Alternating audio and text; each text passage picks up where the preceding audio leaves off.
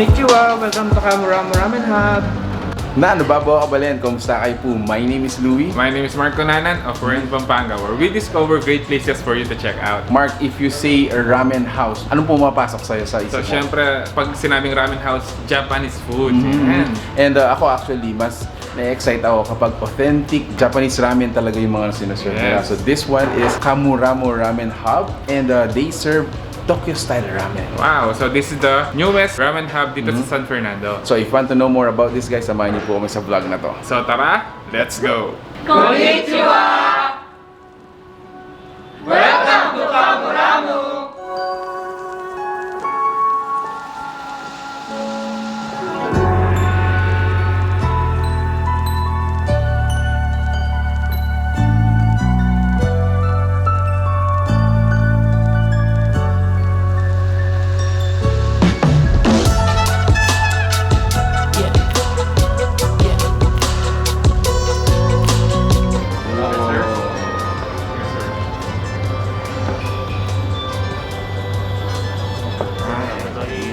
Karai ramen, sir. Kare ramen. Karai ramen, sir.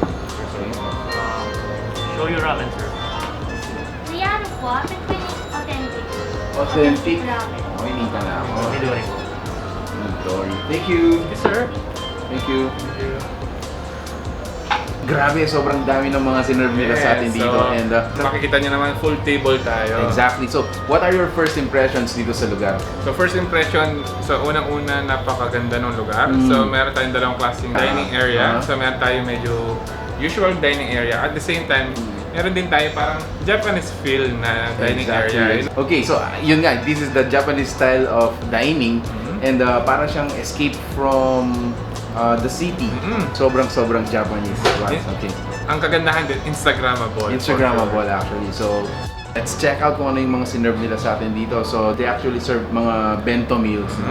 Meron din tayong mga ramens. So meron tayong mga maki and mga sashimi. Alright, so if you've been following us guys, of course, sa mga sashimi, medyo patay na patay ako sa mga Yeah. yan. Alright.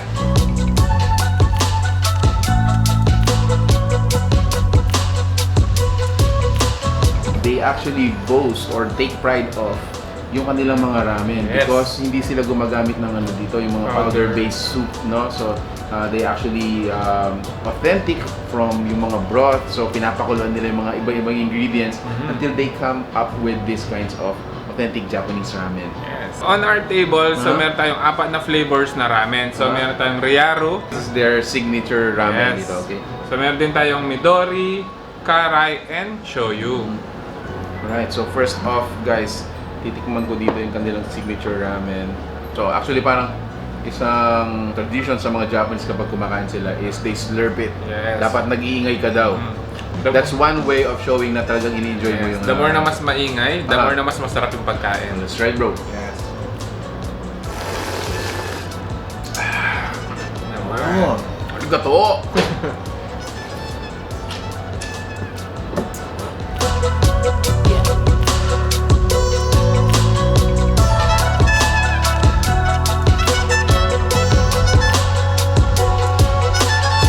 Mark, yung pangalan ng ramen hub natin is Kamuramu. Yes. So, it's a Japanese word which means boy and a bite. So, Yes. Kamu means Bite.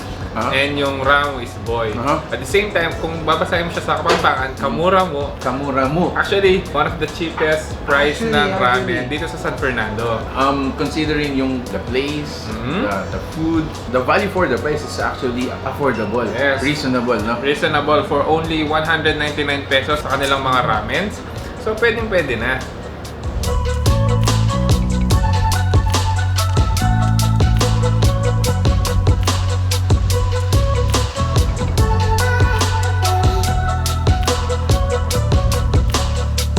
Right, of course. So for their appetizers, meron silang mga sushi at saka sashimi dito. Now for their flavors, guys, as low as 169 pesos, you can get a plate, probably shareable up until 2 to 3 persons, Yes. no? Lalo na kapag meron kang kasamang ramen dito, talagang kaagad kang mabubusog doon sa mga serving nila. So, for the flavors ng mga kanilang mga makis, so meron tayong Kamuramu, meron tayong Kalimaki, Salmon Shizu, Kari Kari, and Ebi yamuri. At the same time, meron din tayong mango roll. Yan. Very Japanese. Available din dito guys yung kanilang mga takoyaki, Yes. which is also becoming very popular. Yes. Meron din silang tempura and yung kanilang salad.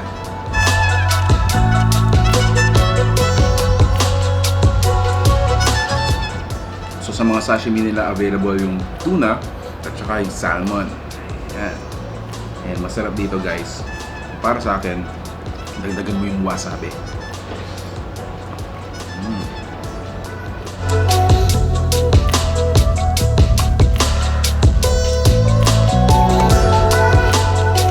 Alright, so Mark, how was your Kamuramu experience? So, napakasarap. At the same time, murang-mura. Kumbaga, masusuli mo talaga yung ramen nila dito. Lalo na pag sobrang init ng ramen. Exactly. So, lalo pa naman ngayon guys, sikat yung mga ramen bar. So, Yes. might mas well consider this. They are newly opened ramen hub dito po sa Dolores City of San Fernando, Pampanga. Ang pinaka-landmark actually dito, just across nung Bank of Florida Blanca, and katabing-katabi lang niya yung East-West Bank naman. So, grabe guys. Thank you so much Kamuramu for inviting us. And they are actually also available via delivery. Yes. So make sure to check out the fan page that you need to message para po ma-deliver sa bahay ninyo yung kanilang mga ramen. So if you like this video, please give it a thumbs up, Yeah. share it with your friends, and must visit itong Kamuramu Ramen Hub. Thanks so much for watching. We're in Pampanga. Until our next video, I hope to see you there. Peace out guys. Bye.